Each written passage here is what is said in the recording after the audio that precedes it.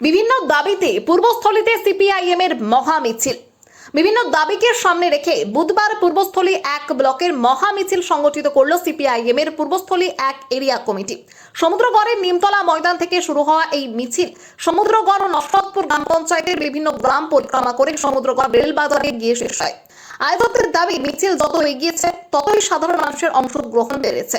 মিছিল শেষে অনুষ্ঠিত পথসভায় বক্তব্য রাখেন এরিয়া কমিটির সম্পাদক সাখাওয়াত হোসেন, প্রবীর মজুমদার, শাহাদুল খান সহ অন্যান্য নেতৃবৃন্দ। মিছিলের যে দাবিগুলো তুলে ধরা হয় তার মধ্যে ছিল ট্রাইব্যুনালে ঝুলে থাকা 27 লক্ষ বৈধ ভোটারের মামলার দ্রুত নিষ্পত্তি করে ভোটার তালিকায় নাম নথিভুক্ত করা এবং নিত্য প্রয়োজনীয় দ্রব্যের মূল্য বৃদ্ধি নিয়ন্ত্রণ করা, সমস্ত জব কার্ডধারীদের 100 দিনের কাজ চালু করা, আবাস যোজনা প্রকল্পে প্রকৃত গরিবদের ঘর প্রদান করা, সমুদ্রগড় রেল স্টেশন চত্বরে উচ্ছেদের নোটিশ প্রত্যাহার করা এবং পুনর্বাসনের ব্যবস্থা না হওয়া পর্যন্ত উচ্ছেদ বন্ধ রাখা।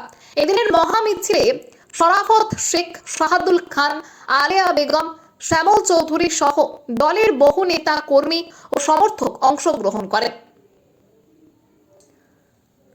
সৈয়দ জাফরের রিপোর্ট, সুন্দর বাংলা নিউজ।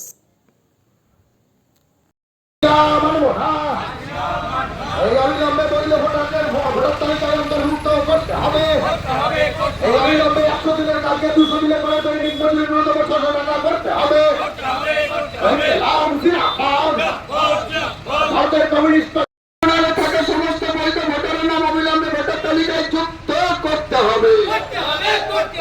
পুনর্বাসন ছাড়া হকার উচ্ছেদ মানছি না, মানবো না। পুনর্বাসন ছাড়া হকার উচ্ছেদ